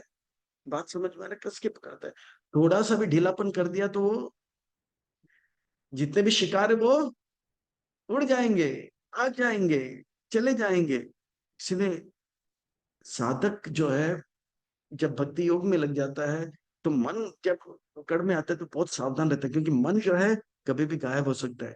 वो अपने आप को बचा के रख सकता है। जैसे कभी, जैसे मान लो कि बहुत सारे कहीं जा रहे हैं, बहुत सारी लड़कियां जा रहे हैं कम कपड़े पहनकर या पोस्चर में गंदे गंदे चीजें, तो वो अपने आप को जो है बचा के रखता है, उसे देखता नहीं, क्योंकि मन एक बार लग गया तो गया। तो इसीलिए जैसे कछुए का उदाहरण देता है। कछुआ क्या होता है, उसके एक सर होता है, एक पूंछ होता है, दो पांव दो हाथ होता है। पर जैसे खतरा आता है तो अपने कवच में सर, पूंछ, दो हाथ और दो पांव को सुरक्षित रखता है। इसी प्रकार से भक्त जो है ऐसे गंदे नजरियाओं को जब आता है तो अपने आप को बचा के रखता है, सुरक्षित वातावरण में रखता है। वो जानता है विषय, वो जानता है इन चीजों में सुख नहीं है, और उनका मन उन चीजों में लगता भी नहीं है, क्योंकि वो जानता है भगवान के मंगल आरती में आने में कितना सुख होता है, भगवान के 16 माला कीर्तन में कितना आनंद आता है, उसका मन उसमें लग गया है। जैसे एक भिखारी का उदाहरण दिया ना, जब राजभोग उसको मिल जाता है तो फिर से वो सूखा चपाती की ओर देखता नहीं है। इसी प्रकार से विषया विनिवर्तन्ते निरहरस्य देहिनाम रसवर्जम रस अपस्य परम दृष्ट्वा निवर्तते। वो भक्ति का आस्वादन करता है, वो अपने आप को बचाता भी है, और भक्तों के संग में भक्ति में लगता है और इतना आनंद का अनुभव करता है। वो गंदे चीज में उसका मन को लगाता नहीं है, गंदे चीजों से बचाता भी है, लगाता भी नहीं है, और इस प्रकार से अपने आप को सुरक्षित रखता है। जैसे शिकारी शिकार को कस के पकड़ता है। यत्ता तो ही अपि कौन्तेय पुरुषस्य विपश्चिता इंद्रियाणि प्रमथानि हरन्ति प्रशव मनः। वो जानता है साधक, ये आंख, ये कान, ये नाक, थोड़ा सा भी इनको छूट दे तो ये तुरंत जो है मन को भी विचलित कर देगा, बुद्धि को भी विचलित कर देगा, हमें नाश कर देगा। जैसे इन आंखों से नग्न चित्र एक बार देख लिया तो वो लड़के का मन पढ़ाई में नहीं लगेगा, वो लड़की का मन पढ़ाई में नहीं लगेगा, और बोलेगा मेरे पढ़ने में नहीं लागे दिन, क्यों, अरे क्यों। नंगे चित्र में आपका मन लग गया, फिल्मों में लग गया आपका नाम, यहाँ वहां का चटपटी में लग गया, तो इसलिए वो बहुत सावधान रहते हैं। जैसे शिकारी शिकार को कस के पकड़ते हैं। और थोड़ा रह गया है। तानि सर्वाणि संयाम्य युक्त अशिष्ट मत पर वसे ही यश्यंद्रियाणि तस्य प्रज्ञा प्रतिष्ठिता। इस प्रकार से वो शिकारी किस प्रकार से अपने शिकार को कस के पकड़ता रहता है, वो अपने इंद्रियों को, मन को और बुद्धि को भगवान की सेवा में लगाता है, गलत चीजों से बचा के रखता है। उनको मालूम है एक बार अगर उनका मन गंदे चीज में लग गया, यानी कि एक उदाहरण देते हैं, धायतो विषयान पुंसान् संगास्तेषु उपजायते संगा संजायते कामान कामात् क्रोध विजायते। जैसे एक व्यक्ति अच्छे घर का लड़का है, वो पहली दिन कॉलेज में जाता है, कॉलेज में एक लड़की को देखते हैं, बहुत सुंदर, सुंदर सुंदर अप्सरा से भी सुंदर, उसको ही देखते रहते हैं, उसको ही देखते रहते हैं, उसको ही देखते रहते हैं, उसको ही देखते रहते हैं, और सपने घर पे आते तो उसी के बारे में सोचते हैं। धायतो विषयान पुंसा, उसका इस मन ही मन संग करने लग जाता है। और ये क्यों, हाँ, संगात संगायते कामा, अभी मनी मन अभी सोचने लगा, एक दो महीने के बाद वो मेरी बनेगी, मेरी पत्नी बनेगी। पर 14 फरवरी का आ गया तो वो गुलाब लेके जाता है। कौन सा डे होता है वो, 14 तारीख को वैलेंटाइन डे के दिन वो लेके जाते हैं। पर वो लड़की क्या करते हैं, उनको आप जो है विवाह पत्रिका दे देते, जरूर भैया आप मेरे विवाह में आइए। तो इनको बहुत क्रोध आता है, उनका इच्छा पूरा नहीं हुआ तो क्या हो गया, उनको क्रोध आ गया, फिर वो गाने लग जाता है, तू मेरी है किसी और की कैसे बन गई, मेरी नहीं तो तू किसी और की नहीं, तू भी मरेगी मैं भी मरूंगा, उसको भी मैं मार दूंगा, तेरे सुहाग रात में मैं चाकू लेके तेरे पति को मारूंगा और तुम्हें उठा के भागूंगा, तू कैसे किसी और की हो गई। क्रोधात् भवति सम्मोह। अभी वो इतने अच्छे घर का लड़का था, क्रोध इतना आ गया तो उनको, वो भूल गया कि वो अच्छे घर का लड़का है। सम्मोह स्मृति विभ्रम, और इतना सम्मोह होने के बाद वो भूल जाता है कि मैं, मेरा अभी तक रिकॉर्ड अच्छा है, मेरा कोई गलत रिकॉर्ड नहीं है। और विभ्रम स्मृति भ्रंशत बुद्धिनाशत बुद्धिनाश, अब मैं इसको जान से मारूंगा, इसके पति को सुहाग रात में जान से मारूंगा। फिर जान से मार देता है, फिर वो जेल में जाता है। बुद्धि नाशत प्रणश्यति, उसका नाश हो जाता है। तो साधक जानता है कि मैं अगर थोड़ा सा भी इंद्रियों को ढीला करूंगा तो लड़की में मन जाएगा, पैसे में मन जाएगा, और ऐसे करने से जो है मेरा मन भगवान से अलग हो जाएगा। पर जो स्थित प्रज्ञ हैं, जो आध्यात्मिक जीवन में साधक है, बहुत सावधान रहते हैं। वो भगवान से इतना प्रेम करते हैं कि वो किसी से, वो जानते हैं संसार में जितने भी जीव हैं वो भगवान का संतान है। वो ये नहीं कहते ये हिंदू है मुस्लिम है, मारो काटो पीटो, नहीं। वो किसी से दुश्मनी नहीं, किसी से प्रेम भी नहीं, वो सोचते हैं ये सब मेरे भाई हैं, और सब भाईचारा बनाए रखते हैं। राग देश विमुक्तेश तू विषयान इंद्रियाश्चरान आत्म विषय विदे आत्मना प्रसादन अधिगच्छति। इस प्रकार से वो सबसे प्रेम करता है। ऐसा मेरा भक्त जो सबसे प्रेम करता है, वो मेरा आज्ञाकारी पुत्र है, वो मेरा कृपा प्राप्त करता है। चाहे वो जीसस क्राइस्ट हो, चाहे वो प्रभुपाद जी हो, और चाहे जो है भक्ति सिद्धांत सरस्वती ठाकुर। प्रसादे सर्व दुःखानां हानिरस्योपजायते प्रसन्न चेतस हि आशु बुद्धि पर्यवतिष्ठते। इस प्रकार से जो मेरा कृपा प्राप्त करेगा वो हर प्रकार के दुख से मुक्त हो जाएगा। मैं उनको हर परिस्थिति में जो है परम आनंद जो है दिलाता रहूंगा। इस प्रकार से आप जो है मेरे आज्ञाकारी पुत्र जो है मेरे सेवा में आध्यात्मिक जीवन में लगे रहते हैं। इसीलिए आध्यात्मिक जीवन, धार्मिक जीवन नहीं। अधार्मिक जीवन तो भूल जाओ, धार्मिक जीवन नहीं, आध्यात्मिक जीवन चाहिए हमें। नास्ति बुद्धि अयुक्तस्य नाचा अयुक्तस्य भावना, नाचा भावना यथा शांति अशांत से कुतः सुखम। जो भगवान को नहीं समझेंगे, भगवान का योजना को नहीं समझेंगे, भगवान को अपने पिता नहीं मानते हैं, वो हमेशा विचलित रहेगा। जो विचलित रहेगा उसका मन कभी कभी शांत नहीं रहेगा। जो शांत नहीं रहेगा वो कभी सुखी होगा। भूल जाओ, हाँ, अपार अनंत सुख। इसलिए भगवान को समझना, भगवान की योजना को समझना, इस योजना में लगना, इसे आध्यात्मिक जीवन कहते हैं। उस प्रकार के आध्यात्मिक जीवन में हमें लगना चाहिए। हमें जो है इस प्रकार से भगवान से अलग नहीं रहना है। इंद्रियानी ही चरत इंद्रियानि हि चरातम यान्मानो अनुविद्यते तदस्य हरति प्रज्ञा वायुरेव नवा इव अम्बसी। अगर थोड़े देर के लिए भी हम भगवान से अलग अपनी योजना बना लिया, भगवान से मन को हटा लिया, कोई अप्सरा को या यूट्यूब में देख लिया, तो इस प्रकार से जो है, हाँ, जैसे एक नौका होता है ना समुन्द्र में, नौका हवा आने से कैसे नौका को अपने मार्ग से जो है विचलित कर देता है, अलग करा देता है, इसी प्रकार से मन चला भगवान का सेवा करने पर थोड़ा सा विचलित होने के कारण वो भगवान को छोड़ के किसी और का सेवा करने में लग जाता है। इसीलिए साधक बहुत सावधान रहता है और अपने आप को बचा के रखता है। तस्माद्यस्य महाबाहो निगृहीतानि सर्वश इंद्रियाणि इंद्रियाणि अर्तेभ्य तस्य प्रज्ञा प्रतिष्ठिता। इस प्रकार से वो अपने आप को बचा के रखता है और भगवान की सेवा में अपने आप को लगा के रखता है। या निशा सर्वभूतानां तस्य जागृति संयमी यस्याम जागृति भूतानि सा निशा पश्यते मुनि। संसार के लोग जिस चीज में मन लगाते हैं, पैसा पैसा पैसा, स्त्री स्त्री स्त्री, साधक जो आध्यात्मिक जीवन में है वो भगवान में अपने मन को लगाता है। संसार के लोग भगवान में मन नहीं लगाते हैं, स्त्री पैसे और साधक जो होता है स्त्री पैसे में नहीं, भगवान में मन लगाते हैं। संसार के लोग पैसे कमाने के लिए इधर उधर भागते हैं, रात भर डिस्को डिस्को करते हैं, पर सुबह सो जाते हैं। पर साधु संत जो है भगवान को प्रसन्न करने के लिए सुबह उठ जाते हैं और दिन भर जपा करते हैं, रात को सो जाते हैं।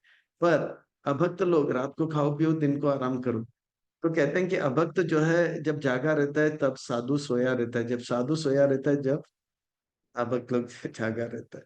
यानी कि आध्यात्मिक जीवन में जो लगा रहता है वो भगवान को प्रसन्न करने में लग जाता है। जो धार्मिक अधार्मिक जीवन में लगा रहता है वो पैसा स्त्री के पीछे भागता रहता है। दोनों का लक्ष्य अलग है ना। अपूर्यमानमचल प्रतिस्तां समुद्रम अपः प्रविशान्ति यद्वत् तावत् कामायं प्रविशान्ति सर्वेषां शान्तिम् आपनोति न कामानि काम। भौतिकवादी का मन इंद्र विचलित रहता है, मन विचलित रहता है, वो शांति को प्राप्त, सुख की बात तो दूर। अब आध्यात्मिक जीवन में हम लगे रहते हैं, भगवान को प्रसन्न करने में लग जाते हैं, तो कहते हैं वो साधु का मन समुंदर जैसे हो जाता है।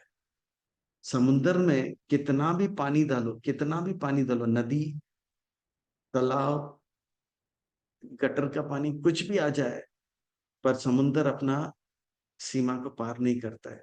पर इस ग्लास में थोड़ा सा पानी डालो, 300 ml, 400 ml, 500 ml, फिर ये पानी जो है ग्लास से बहने लग जाएगा।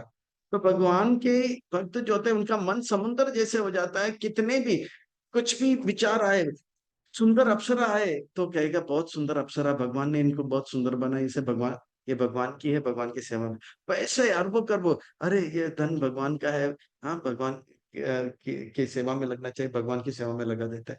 चाहे धन मिले, जन मिले, इतने सारे लोग मेरे पास आए, चलो भाई ये भगवान के संतान है, भगवान की सेवा में लगा। और उसे भूमि मिले, कुछ भी मिले, पृथ्वी, ये भगवान के मंदिर के लिए भूमि लग जाए। इसी प्रकार से युक्त वैराग्य का जो है वो अपने लिए वैराग्य होता है, पर युक्त वैराग्य जो कुछ भी आता है उसे टुकराता नहीं, भगवान की सेवा में लगे। वो विचलित नहीं होता, स्त्री आ गई, आहा आहा नहीं, पैसा आ गया, पैसा आ गया, आहा आहा नहीं, भगवान का है, भगवान की सेवा में लगा देता है, वो निश्चिंत रहता है। अतएव शांत, कृष्ण भक्त निष्काम, अतएव शांत, मुक्ति मुक्ति सिद्धि सकल अशांत, कृष्ण भक्त निष्काम, अतएव शांत। एषा ब्रह्मणि स्थित पार्थ नैनं प्राप्य विमोहयति, स्थित्वास्यम् अन्तकालेऽपि ब्रह्मे निर्वाणम् पृच्छति। जीते जी अपार अनंत सुख को प्राप्त करेगा, देह त्यागने के बाद भगवान का धाम को प्राप्त करेगा, दोनों हाथ में लड्डू। इसलिए अब से लेके शरीर छोड़ने तक हम सबको अधार्मिक जीवन नहीं, धार्मिक जीवन नहीं, हमें आध्यात्मिक जीवन व्यापन करना है। आज भगवान ने बताया कि अर्जुन आप मेरे पुत्र हो, आप मेरे आज्ञाकारी पुत्र बनो। आज्ञाकारी पुत्र आध्यात्मिक जीवन व्यापन करते हैं, आज्ञाकारी पुत्र धार्मिक जीवन। धार्मिक जीवन में थोड़ा सा सुख है और बहुत ज्यादा दुख है, पर आध्यात्मिक जीवन में अपार अनंत सुख, आनंद ही आनंद है, आनंद अम्बुधि वर्धनम।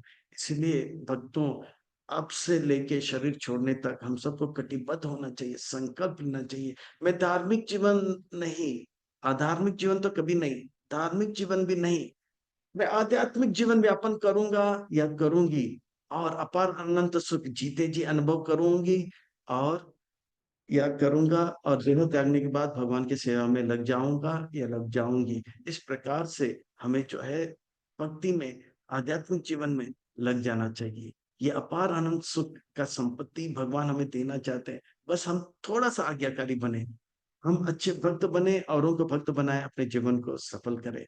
इन्हीं शब्दों के साथ वाणी को विराम। हरे कृष्णा। खूब खूब धन्यवाद एवं साधुवाद।